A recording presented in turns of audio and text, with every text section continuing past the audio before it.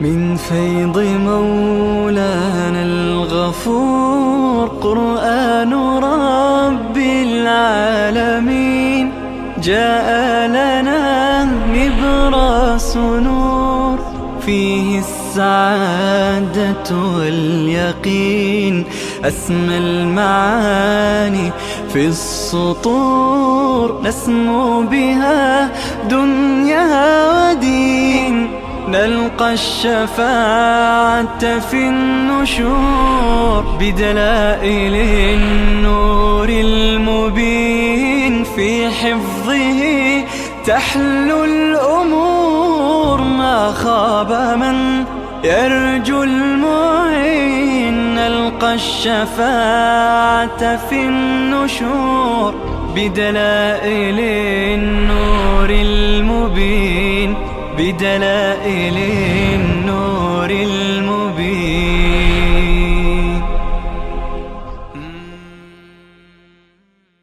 بسم الله الرحمن الرحيم. إن الذين آمنوا والذين هادوا والنصارى والصابئين من آمن بالله واليوم الآخر وعمل صالحا فلهم أجرهم عند ربهم ولا خوف عليهم ولا هم يحزنون. وإذ أخذنا ميثاقكم ورفعنا فوقكم الطور خذوا ما آتيناكم بقوة واذكروا ما فيه لعلكم تتقون. صدق الله العظيم. اللهم صل على سيدنا وشفينا محمد وعلى آله وصحبه أجمعين.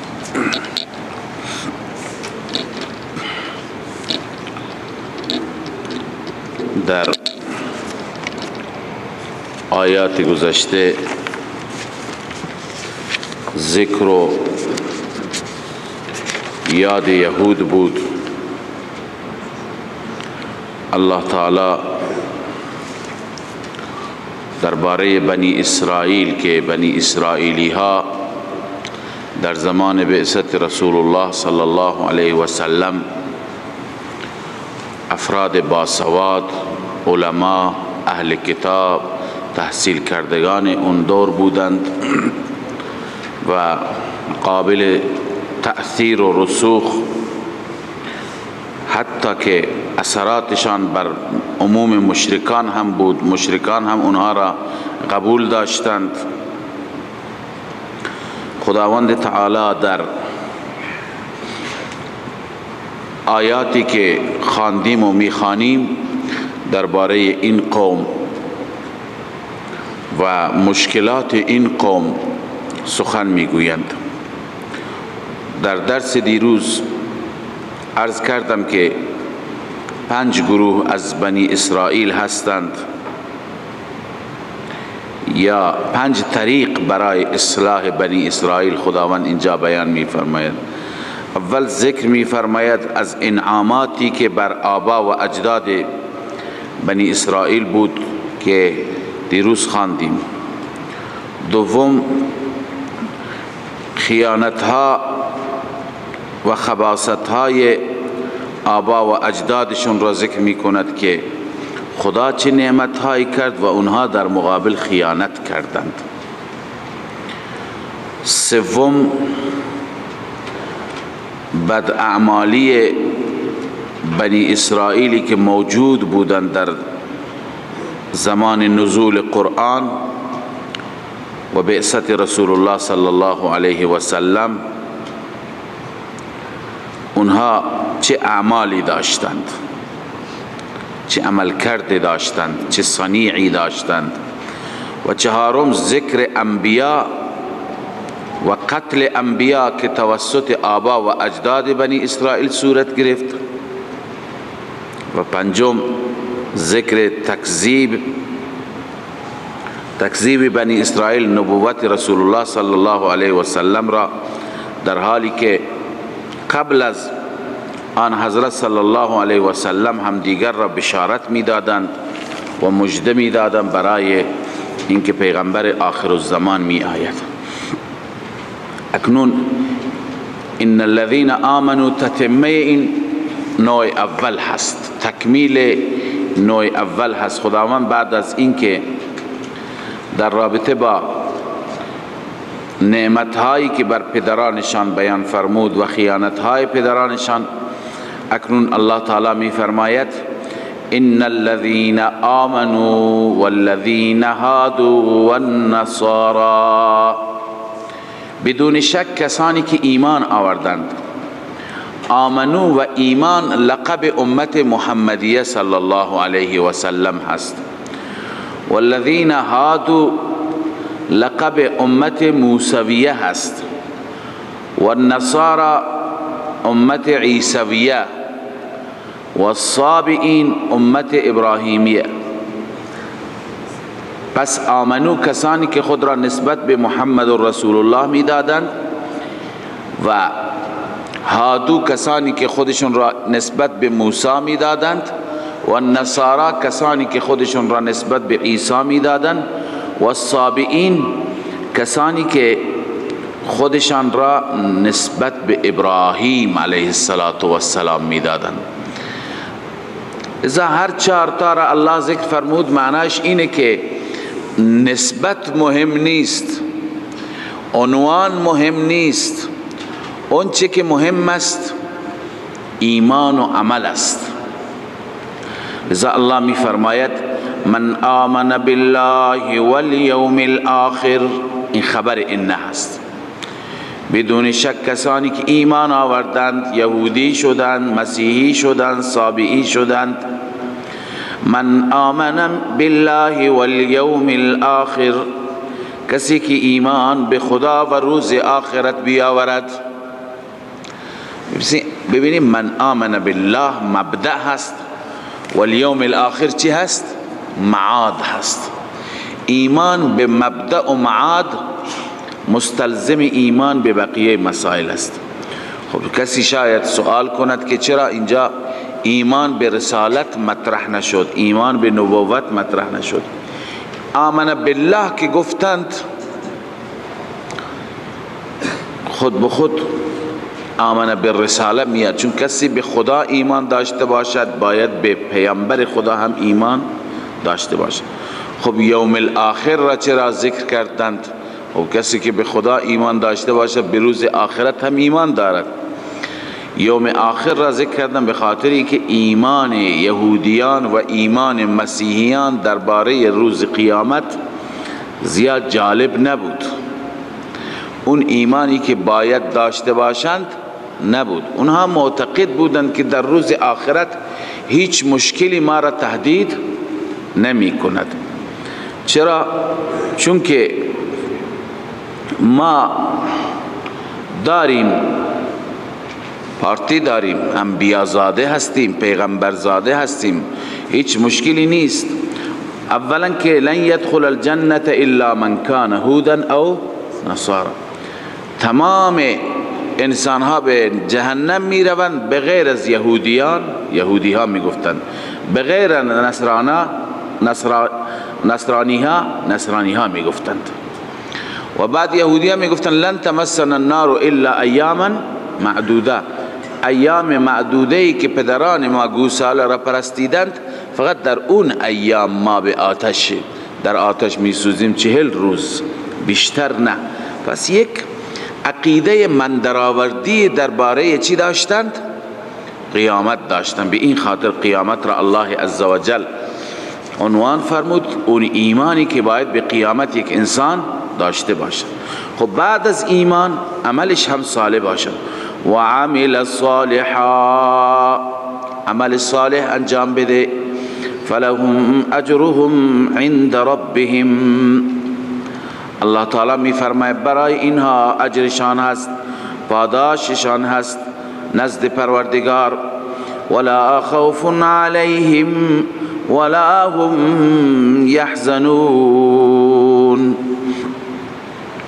الله می فرماید هیچ خوفی بر آنها نیست و هیچ حزن و غمی نیست. فلهم اجرهم عند ربهم، اولا ثمره تکمیل و نتیجه تکمیل است که هم کسی ایمان و عمل صالح انجام بده. نتیجه چی است؟ اجرهم عند ربهم. اجرهم عند ربهم جلب منفعت است. ولا خوف علیهم ولا هم یحزنون دفع مضرت است، یعنی خداوند ضرر و زیان و خطر را هم دور میگرداند، منافع و خیر را هم برایشان جمع میفرماید. و اذ اخذنا میثاقکم و رفعنا فوقکم الطور. جا خداوند خیانت یا خباثت پدرانشون را آغاز میفرماید. خدا چه نعمتهایی عنایت فرمود، نجات از فرعون، من و سلوا، فتح بیت المقدس، همه اینا که خواندیم نعمتها بودند. و باز پدران شما، آبا و اجداد شما یا شما چقدر ناسپاسی کردید. ببینید کسی اعتراض بکند که کفران و ناسپاسی از پدرانشون بود، از اینها نبود، چرا روی سخن با اینهاست؟ پاسخش اینه که ببینید یهود موجود سنگ پدران را به سینه می زدند و پدران خودشون را تایید می کردند و نام اونها را به عنوان افتخار می بردند و منش و روش اونها را برای خودشون الگو قرار داده بودند. پس هر خباثتی، هر خیانتی که پدرانشون بکنند، چون که اینها اون راه را، اون روش را قبول داشتن، الگویشون بود، به اینها هم متوجه میشه. الله می فرماید و اذ اخذنا میثاقکم، زمانی که ما پیمان از شما گرفتیم، و رفعنا فوقکم الطور، ما طور را بر بالای سر شما بلند کردیم. عمل میکنید یا نه؟ بالاجبار. خذوا ما آتیناکم بقوه، تشریح میثاق. و رفعنا اذا اخذنا میثاقکم، میثاق و پیمان چی بود؟ به دستور خدا عمل کنند، به کتاب خدا عامل باشند. خذوا ما آتیناکم بقوه، بگیرید آنچه که ما به شما دادیم، بقوه، با قوت، به تعلیم و تعلم، هم یاد بگیرید هم یاد بدهید، همه بر اون عمل کنید. واذکروا ما فیه لعلکم تتقون، یاد کنید آن احکامی که در این هستند، در این کتاب هستند، در این میثاق هستند. لعلکم تتقون، حکمت واذکروا، حکمت ذکر، شاید شما تتقون، تقوا حاصل بکنید، بترسید. تتقون ماذا؟ از چی بترسید؟ بالای تتقون نیست، عقاب الله، از عذاب خدا بترسید. اما ثم تولیتم من بعد ذلك، سپس شما اعراض کردید، پشت دادید بعد از این. عنایت بفرمایید اینجا یک اشکالی و یک سوالی مطرح است. اون اینه که مگر میشه که به زور و بالاجبار کسی را وادار کرد که بیا به دین عمل کن؟ نیست. خداوند تعالی فرموده لا اکراه فی الدین، یعنی در دین هیچ اکراه و اجباری نیست. خب چرا بنی اسرائیل اکراه شدند، اجبار شدند؟ اونها وقتی که گفتند ما به تورات عمل نمی کنیم، خداوند عزوجل کوه طور را از ریشه اش بیرون کرد و آورد بالای سرشون، مثل ابر قرار داد. همه به سجده افتادند، گفتند اشتباه کردیم، غلط کردیم. حتی که میاد در روایت های تفسیری که سرشون به سجده بود ولی از گوشه چشم نگاه میکردند که مبادا کوه بر ما نیفتد. خب مگر این اجبار نیست؟ اکراه نیست؟ هست. خب در حالی که در دین اجباری وجود ندارد. پاسخ این سوال و جواب این اشکال عمده این هست که درسته لا اکراه فی الدین، اما این لا اکراه فی دخول الدین هست. لا اکراه چیه؟ فی دخول الدین، یعنی هیچ کس را اجبار نمی کنیم که بیا حتما این دین سماوی را قبول کن، دین اسلام را بیا قبول کن، دین یهودیت. الله تعالی آزاد گذاشته، فمن شاء فلیؤمن و من شاء فلیکفر. هر کسی میخواد ایمان، هر کسی میخواد کفر، ولی کافران بدانند که انا اعتدنا للظالمین نارا. تخویف و تهدید هم هست. پس برای وارد شدن در دین چی هست؟ اختیار است. اما بعد از اینکه وارد شدی، دین را قبول کردی، چه دین یهود باشد چه دین اسلام باشد، بعد از اینکه دین را انسان قبول کرد، در دایره آمد، در چهارچوب آمد و قرار گرفت، الان باید قوانین را چی بکند؟ بپذیرد. باید قوانین را بپذیرد. ببینید اصلا قانون تمام دنیا همینه. قانون تمام دنیا همین. شما وارد هر کشوری میشوید، باید قوانین اون کشور را چکار بکنید؟ اجرا بکنید. شما به عنوان مثال از اینجا یه راننده هستید میری پاکستان، خب شما اینجا در کشور خودتون از طرف راست جاده رانندگی میکنید، اما وقتی اونجا میرید، شما که وارد میشید و مهر بر گذرنامه شما میزنند، دیگه شما خودتون را ملزم میکنید که من در این کشور میام، قوانین این کشور را رعایت میکنم. دیگه نمیتونی مثل کشور خودت از راست رانندگی بکنی، از طرف راست. اونجا باید طبق قوانین اونها باشی، باید از جانب چپ جاده چی بکنی؟ رانندگی بکنی. خب ببین، مجبور نیستی قوانین اونجا را تا زمانی که وارد کشور نشدی عمل کنی، اما وقتی که وارد کشور شدی مجبوری که چیکار بکنی؟ عامل باشی. یک اروپایی، یک غربی، یک غیر مسلمان که حجاب ندارد، خب وقتی که وارد کشور ما میشه، با توجه به اینکه از قوانین و دستورات این کشور چی است؟ حفظ حجاب. وقتی که زن غیر مسلمان میاد اینجا وارد که میشه، باید قوانین را اجرا بکنه، باید روسری سرش باشه. متوجه هستید؟ شما الان وارد پادگان نشدید، وارد سربازخانه نشدید، موهایتون افتاده تا شانه، اما بعد از اینکه وارد شدید، ثبت نام کردی برای سربازی، باید چه کار بکنی؟ قوانین اونها را رعایت بکنی، باید ماشین بزنی، اصلاح بکنی. پس هر کسی وارد هر مجموعه میشه، وارد شدن اجبار نیست، اما بعد از اینکه وارد شد قوانین را رعایت کردن چیه؟ اجبار است. پس وارد دین اسلام شدن اجبار نیست. فمن شاء فلیؤمن و من شاء فلیکفر. وارد دین یهود شدن اجبار نیست، اما بعد از اینکه وارد شدی باید عمل کنی. نمیتونی بگی نه من مسلمان هستم ولی نمازش را نمیخوانم، این سخته.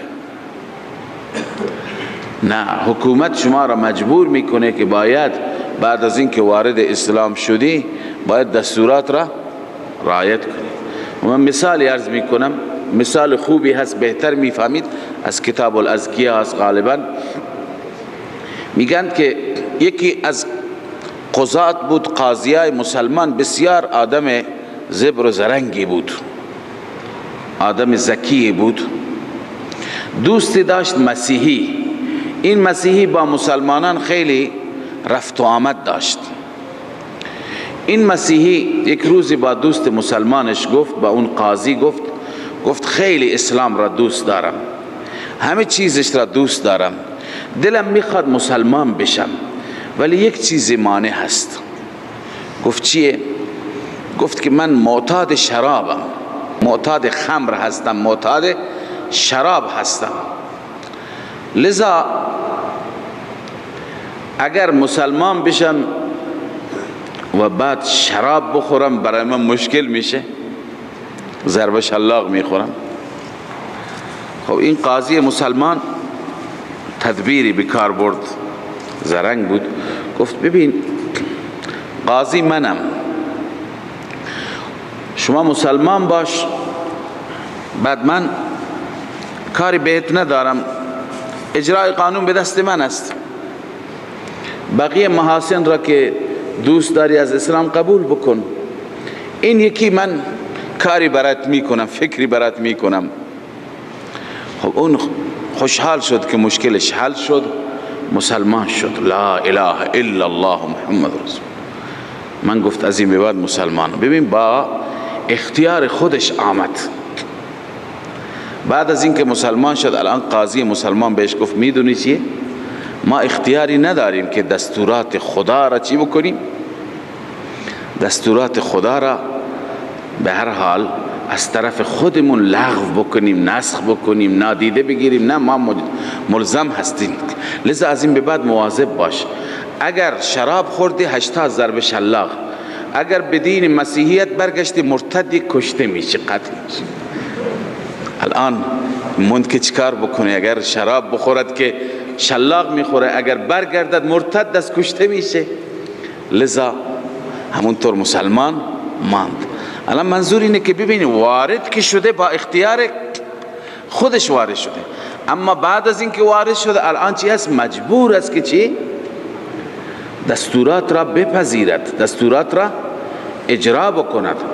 پس وقتی که یهود به موسی علیه السلام ایمان آوردند، الان باید چیکار بکنند؟ باید به تورات هم عمل بکنند. اگر عمل نکنند خداوند کوه طور را می آورد بر سرشون، یلا عمل کنید. پس لا اکراه فی الدین چی است؟ در دخول دین هست، نه اینکه به دین داخل شده الان میگه عمل نمی کنم. نه خیر، چه کاره هست؟ اسلام از خودش دستوری دارد، باید عمل بکند. الله می فرماید وَإِذْ أَخَذْنَا مِيثَاقَكُمْ وَرَفَعْنَا فَوْقَكُمُ الطُّورَ. یاد کنید زمانی را که ما پیمانتون را گرفتیم و کوه طور را بر بالای سرتون قرار دادیم. خذوا ما آتیناکم، بگیرید آنچه که ما به شما دادیم، بقوت، با قوت. واذکروا ما فیه، یاد کنید آنچه که در این تورات هست. لعلکم تتقون، شاید شما بترسید از عقاب الهی، از عذاب الله. اما بیان مرض اینجا ثم تولیتم بنویسید، بیان مرض یعنی تولی، پشت دادن. ثم تولیتم من بعد ذلك، سپس شما روی گردانی کردید، اعراض کردید بعد از این. خب اعراض که کردن، چرا خدا عذابشون نداد؟ لطف الله بود.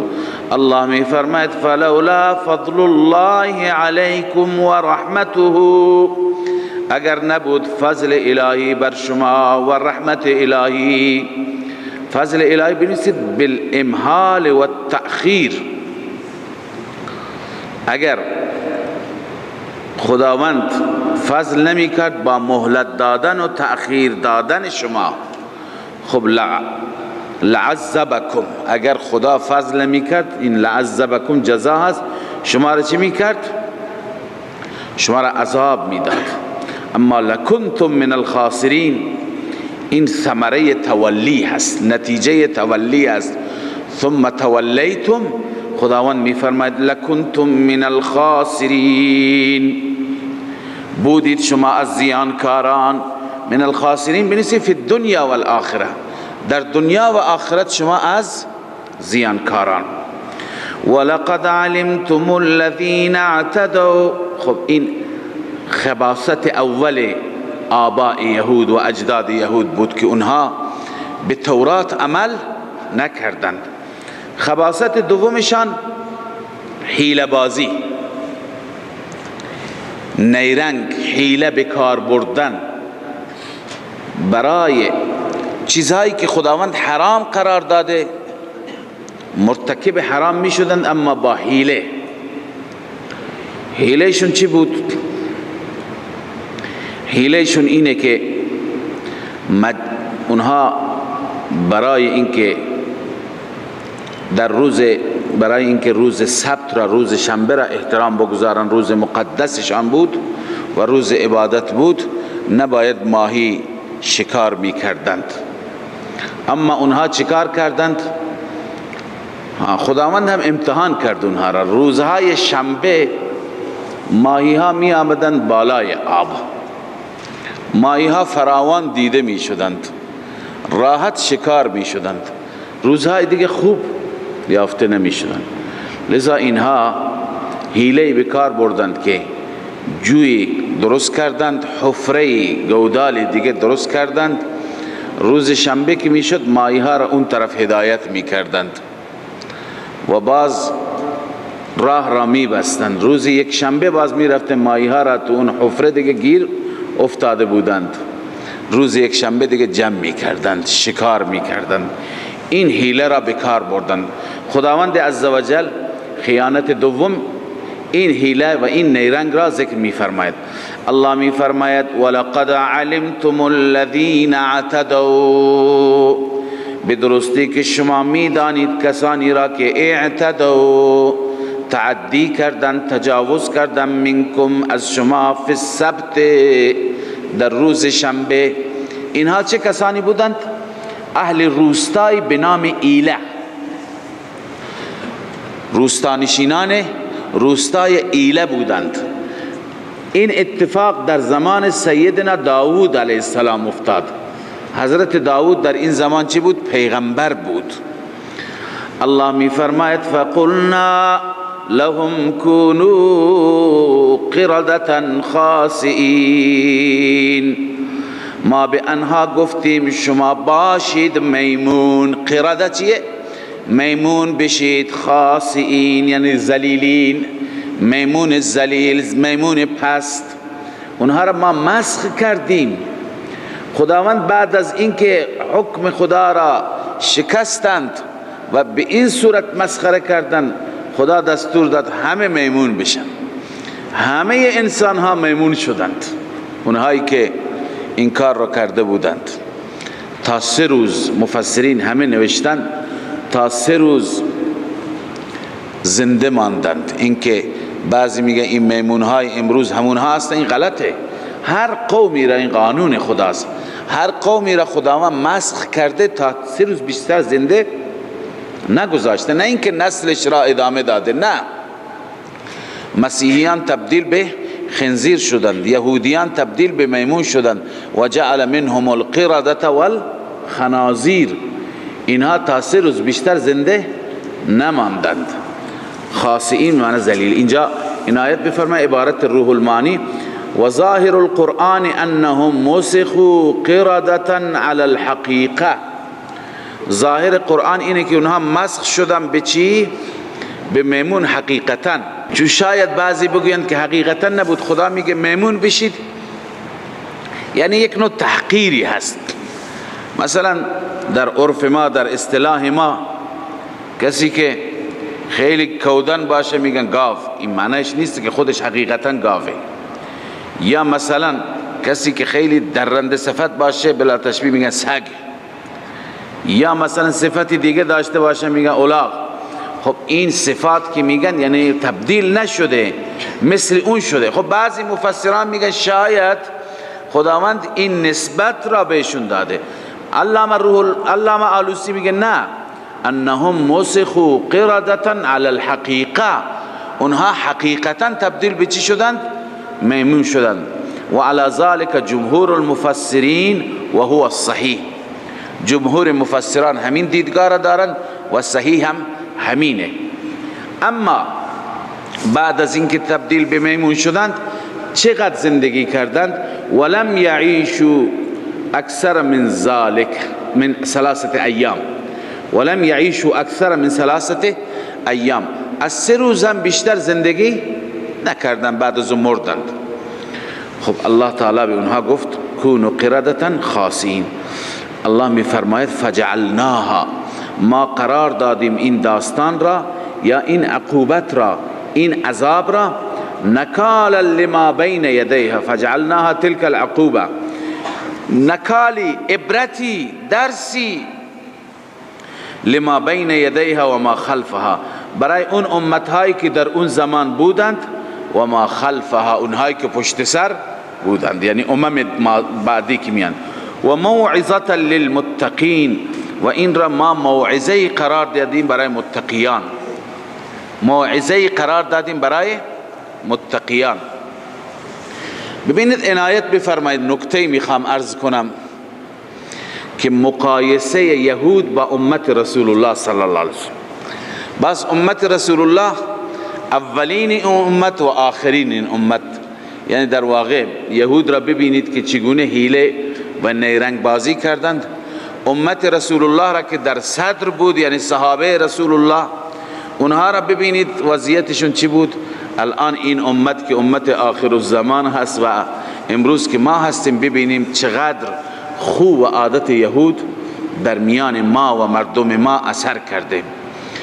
عیناً مثل همین امتحان و آزمایشی که برای یهود بود، برای صحابه رسول الله صلی الله علیه وسلم هم بود. خداوند دستور داد به صحابه که لا تقتلوا الصید و انتم حرم، شما در حالت احرام هستید، اجازه ندارید که شکار بکنید. شکار برای شما چیه؟ حرام است. میخوانیم انشاءالله در سوره مائده. خب بعداً صحابه وقتی که میرفتن برای، و میدونید اون زمان چیزی نبود برای خوردن، اگر کسی شکاری گیرش می آمد دیگه چند روز شکمش سیر بود. مثل امروزه که این همه نعمت هست نبود. اما صحابه وقتی که می رفتند، احرام می بستند، به حج می رفتند، به عمره می رفتند، شکار فراوان بود مثل ماهیای بنی اسرائیل. قرآن هم میگه یا ایها الذین آمنوا لیبلونکم الله بشیء من الصید تناله ایدیکم و رماحکم. ای مؤمنین، خداوند شما را امتحان میکند با شکار. وقت احرام اینقدر نزدیکتون میآید که تناله بایدیکم، شما با دستها میتونید بگیرید اونها را، با نیزه هم میتونید بزنید اونها را. لیعلم الله من یخافه بالغیب، خداوند امتحان میکند ببیند که چه کسی از خدا میترسد، ایمان بالغیب دارد، خوف بالغیب دارد. اما قربان ایمان صحابه رسول الله صلی الله علیه و سلم، اینها حرکتی از خود نشان ندادند. کوچکترین حرکتی کسی از اونها ندید. یک مورد هم نیست که اینها در حالت احرام یک نفر بیاد و حیوانی را شکار بکن. بس بنی اسرائیل در امتحان خودشان مردود شدند، ناکام شدند. صحابه رسول الله چی شدند؟ مقبول شدند. اما امروز ماها که جز همون امت هستیم و خودمون را متبعین و پیروان صحابه میدانیم، متاسفانه ناکام شدیم. امروز مردم در حالی که میدانند که ربا حرام هست، سود حرام هست، با حیله هایی که بانک ها و اهل بانک ها درست میکنند، با حیله های مختلفی تجارت ربوی میکنند، قرض های ربوی میگیرند و معاملات ربوی میکنند. در بنگاه ها معاملات ربوی خیلی رواج دارد. با حیله به هر حال روی هر وامی، روی هر دینی میبینیم که چقدر پول میکشن. مثلا ماشین قیمتش 100 میلیون هست، آقا میخواد بگه که به من 100 میلیون تومان وام بده، من بهت یک ماه دیگه 2 ماه دیگه 120 میلیون تومان میدم. خب میگه این تو ربا هست. میگه این ماشین را به من بفروش. به چقدر میفروشی؟ 120 میلیون تومان. در جا دوباره به ماشین را به صاحبش میفروشه به 100 میلیون تومان. 100 میلیون تومانش را نقد میکند. اینها عیناً حیله های بنی اسرائیل هستند. یعنی مردم از این طریق کار ربا میکنند و کارهای دیگری که انجام میدن. در بانک ها میگن، خیلی از بانک ها هستن میگن تبلیغات میکنند که ما ربا نمیگیریم، فقط پولتون را اینجا بذاری، بعد از چند ماه به شما وام بدون ربا میدیم. اینا حیله هستند. چند ماه که پول شما اونجا باشه، لذا میسنجند که سودش چقدر هست. بعداً چیکار میکنند؟ همون اندازه که اونها سودش را میسنجند، درصد 18% و 22% که مروج هست در بانک ها، بعد از 4 ماه میبینید، بعد از 6 ماه به شما یک وام میدن. این وام معادل با همین سودی که از پولهای شما اونها به دست آوردن.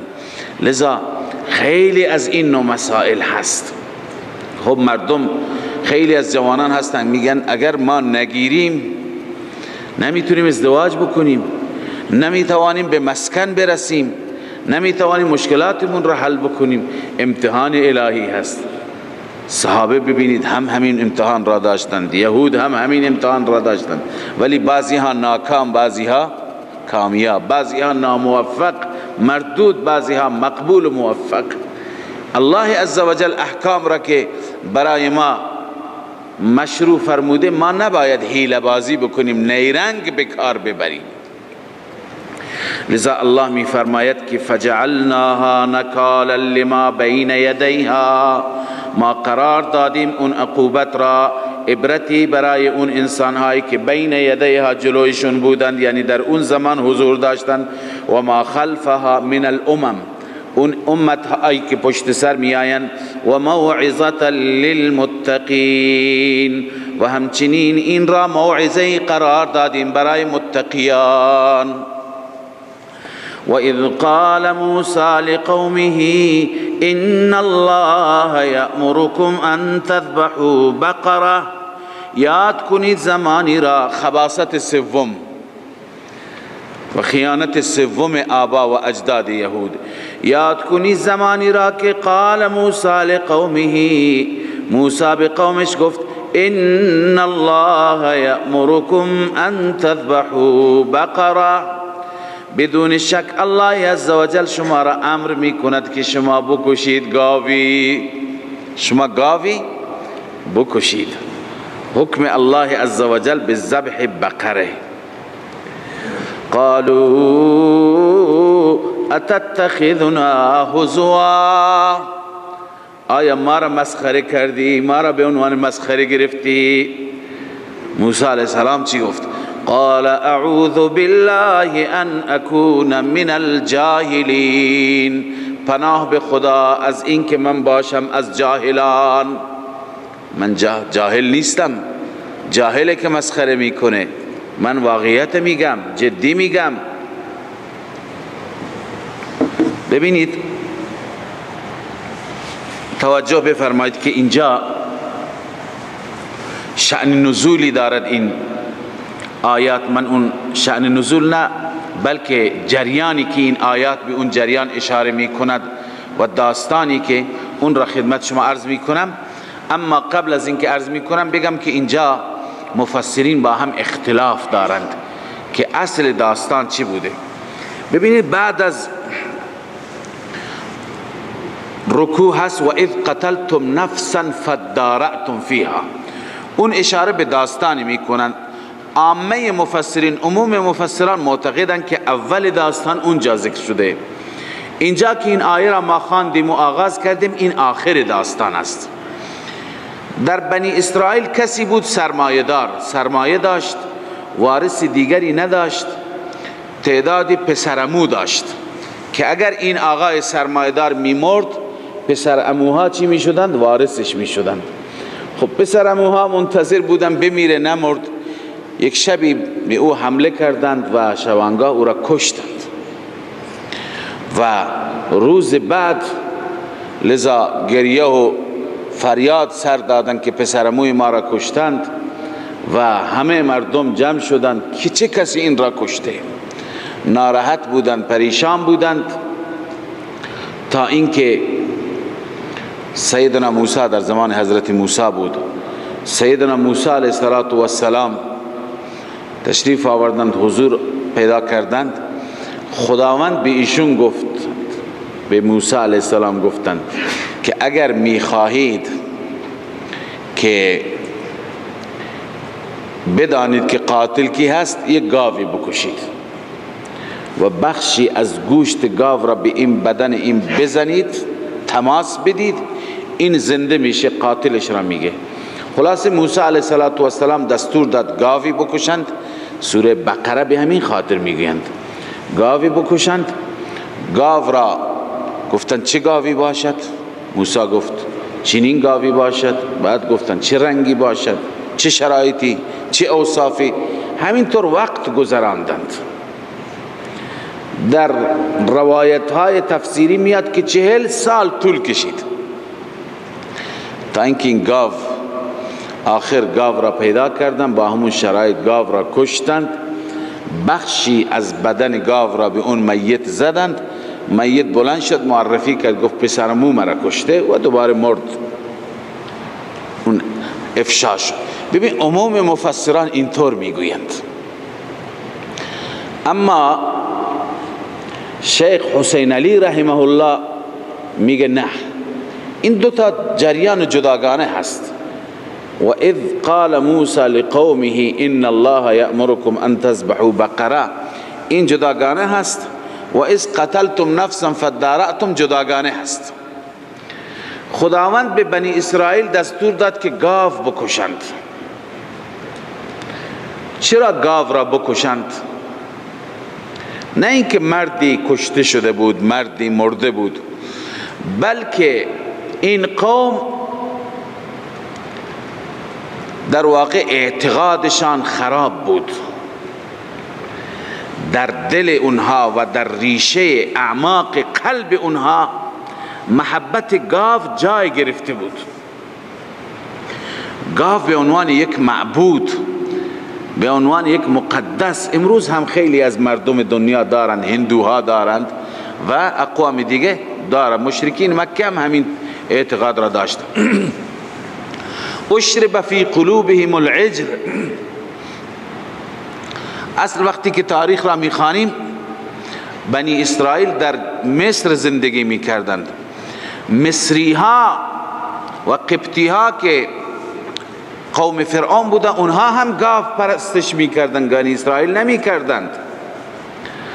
اما بعد از اینکه سامری آمد، گاو را اینها میدیدن که اونها پرستش میکردن. محبت گاو و عظمت گاو با توجه به همسایگی این قوم خود به خود در دل اینها جای گرفته بود.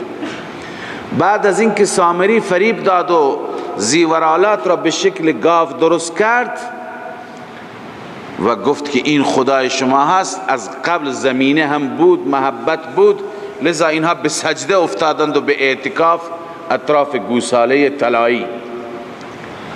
پس این محبت بود و بود تا اینکه موسی علیه السلام جایی آمدن، دیدن که افرادی نشستن بتانی را عبادت میکنند. اونجا هم اینا تقاضا کردند موسی ما هم چنان خدایی داشته باشیم مثل اینها که خدایشون جلو رویشون هست میبیند، ما هم این گونه داشته باشیم. یا موسی اجعل لنا الها کما لهم آلهه قال انکم قوم تجهلون. موسی گفت شما واقعا جاهل و نادانید. اونها هدف بنی اسرائیل همون گاو بود که گاو را انسان میبینه. خلاصه محبت گاو در ریشه های قلب اینها ریشه دوانده بود. خداوند میخواست که گاو را توهین بکند، گاو را بی ارزش نشان بده. گفت بعد از این که توبه کردند و عبادت کردند، گوساله را هم دیگر را کشتند، دستور فرا رسید که باید گاوی بکشید تا اینکه معلوم بشه که خدا نیست، اعلام بشه عملا که این که ذبح میشه این خدا نیست. مولانا حسین علی میفرما به این خاطر اونها دستور داده شدن که چی؟ گاو را بکشن. خب گاو گفتن چه گاوی؟ ابن عباس عبارتش را میخوانم. ابن عباس میگه از همون روز اول اگر سوال نمی کردن هر گاوی میکشتند کفایت میکرد، جواب میداد، ولی سوال کردند، هر چی که سوال کردند خداوند شرایط را سخت‌تر کرد تا اینکه 40 سال طول کشید که این گاو را پیدا بکنند با لیت و لعل و با مکر و نیرنگ و با امروز و فردایشون. پس گاو را کشتند. گاو را که کشتند خداوند حکم خدا اجرا شد. حکم خدا چی شد؟ اون جریان یک جریان دیگری هست. خداوند اون داستان را اینجا آورده. اون انسان کشته شد. حالا مولانا میفرماید چگونه ممکن است یک جسدی تا 40 سال بماند؟ یک جسدی تا 40 سال بماند و بعدا بعد از 40 سال گاو کشته بشه که این خشک میشه، این از بین میره، لذا اصلا این قابل درک نیست. خب اون جریان که اتفاق افتاد، اون انسان وقتی که کشته شد توسط پسرعمو، اونجا هست خداوند میفرماید فقل نضربوه ببعضها، ما به اونها گفتیم بزنید او را ببعضها، با بعضش، با بعض، الان مفسرین دیگه میگن با بعض گاو، با بخشی از گوشت گاو، ولی مولانا حسین علی میگه نه ببعضها، یعنی بعض بدنش را با بعض، یعنی به وسیله دستش بزنید به قسمت دیگری از بدنش، دست خودش خود به خود زنده میشه. متوجه شدید؟ این دو تا نظر دیگری مثل علامه آلوسی هست که این قصه گاو را قبول ندارن به این شکل که عامه مفسرین میگن. اینها میگن شاید اینطور بوده که دستور گاو جداگانه صادر شده، به بنی اسرائیل گفته شده که شما گاو را بکشید، طول کشید امروز و فردا تا اینکه سالهای سال آخر گاو را کشتن. گاو را که کشتن اون مسئله قتل این روزها اتفاق افتاد. مسئله قتل چی شد؟ اتفاق افتاد. الان گفته شد که بخشی از گاو را بهش بزنید، فقل نضربوه ببعضها، او را بزنید با بعضی از گاو، با بعضی از گاو بزنید، اون چی میشه؟ زنده میشه. و این نظر علامه آلوسی است، این را به صورت شاید و لیت العل میگوید. ولی بنده خدمت شما عرض میکنم که این نظر هم زیاد به ذهن نمیاد، به دل نمیخورد. نظر شیخنا حسین علی رحمه الله واقعا نظر خوبی هست. به چه دلیل؟ ببینید خداوند چرا دستور داد که گاو را بکشید؟ تا نشان بده که گاو چی هست؟ گاو باید توهین بشه، ذلیل بشه، خدا نیست. گاو کاری نمیتونه بکنه. خب طبق نظر مفسران و طبق نظر آلوسی اگر به وسیله گاو این زنده بشه، پس گاو هست که مرده را زنده میکند. کرامت گاو ثابت شد یا نشد؟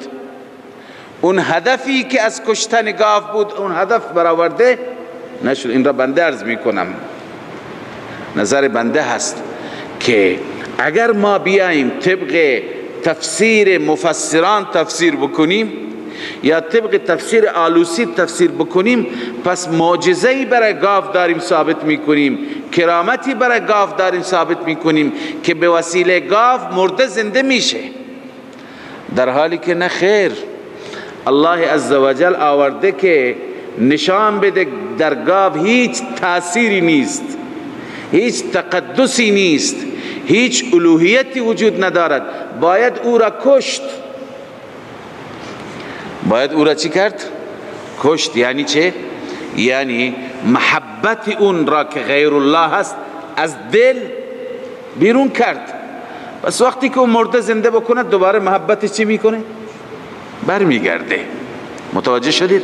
بنابراین ما معتقدیم این داستان چیز دیگه هست. الله میفرماید و اذ قال موسی لقومه، یاد کنی زمانی را که موسی به قومش گفت ان الله یأمرکم ان تذبحوا بقره، خداوند به شما دستور میده که شما گاوی بکشید.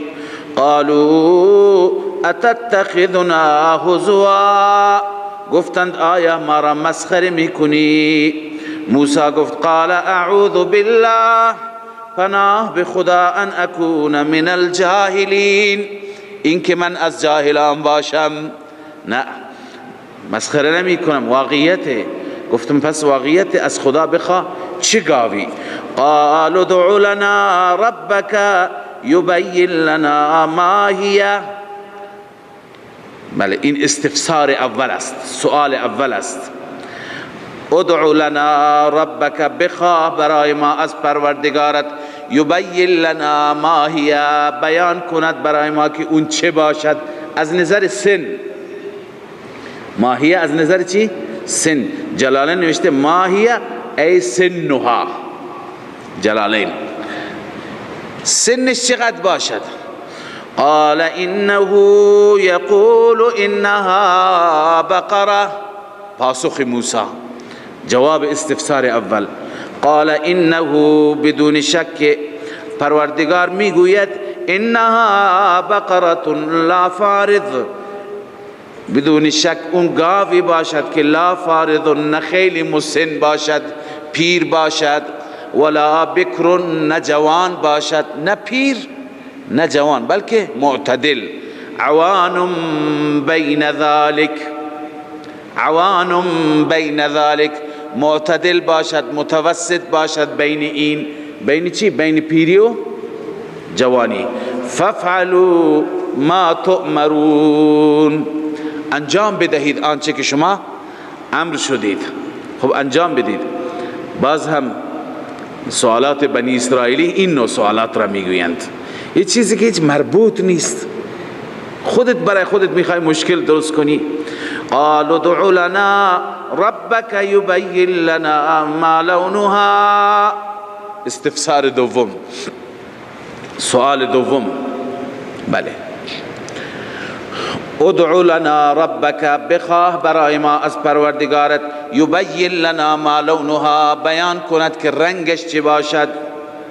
قال انه یقول انها بقره صفراء، موسی گفت بدون شک الله میگوید انها بقره صفراء، بدون شک اون گاوی باشد زرد رنگ.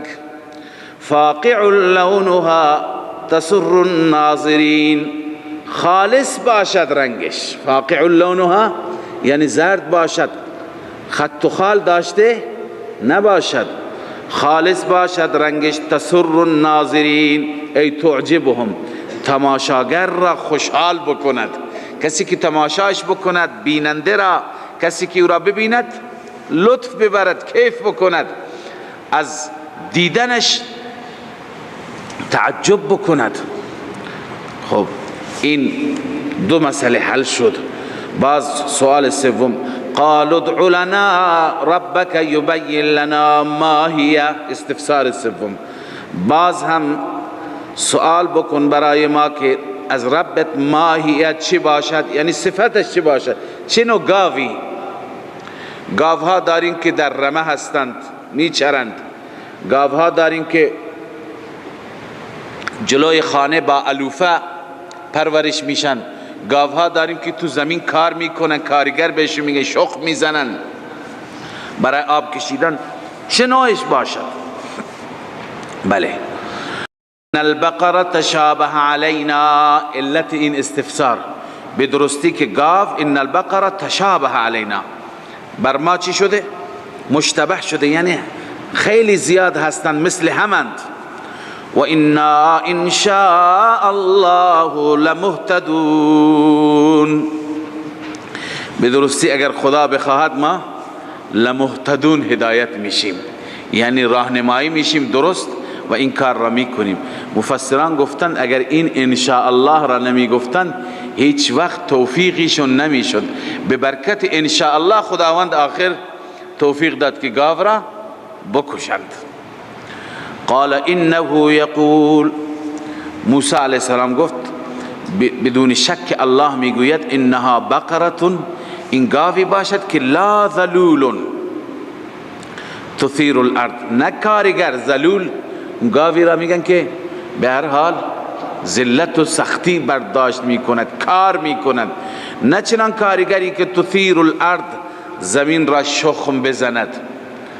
ولا تسقی الحرث، و نه اون که حرث را و کشت را آب میدهد. گاوها هستن اون را به چاه میبندند، به چرخ میبندند و آب میده. بلکه مسلمتون، سالم باشد، ای بریئة من العیوب. معالم التنزیل چی نوشته؟ بریئة من العیوب، از عیوب چی باشد؟ پاک باشد. لا شیئة فیها، هیچ رنگی در او نباشد، هیچ عیب و رنگی خالی توش نباشد. وقتی که همه اوصاف رو موسی گفت، قالوا الان جئت بالحق، اکنون حق را گفتی. جئت بالحق یعنی حقیقت را گفتی، حقیقت را آوردی و گفتی. الله تعالی می فرماید جئت بالحق اظهرت حقیقت ما امرنا به. روح المعانی، اظهرت حقیقت ما امرنا به، حقیقتی که خدا ما را امر کرده ظاهر کردی.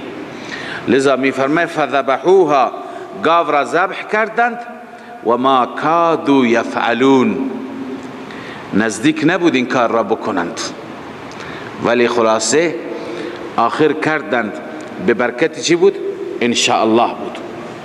خب اینجا عبارت ابن عباس را هم بخوانم که قال ابن عباس، ابن عباس میگه لو ذبحوا ای بقرة، اگر هر گاوی میکشتند لاجزأتهم، کفایتشون میکرد. هر گاوی میکشتند چی؟ کافی بود. ولكن شددوا على انفسهم، اونها خود بر خود سخت گرفتند. فشدد الله تعالی علیهم، خدا هم بر اونها چی کرد؟ سخت گرفت. روح المعانی، خودشون سخت گرفتن، اونها هم خدا هم سخت گرفت. صدق الله مولانا العظیم. من فيض مولانا الغفور قرآن رب العالمين، جاء لنا نبراس نور فيه السعادة واليقين، أسمى المعاني في السطور نسمو بها دنيا ودين، نلقى الشفاعة في النشور بدلائل النور المبين، في حفظه تحلو الأمور، ما خاب من يرجو المعين، نلقى الشفاعة في النشور بدلائل النور المبين، بدلائل النور المبين.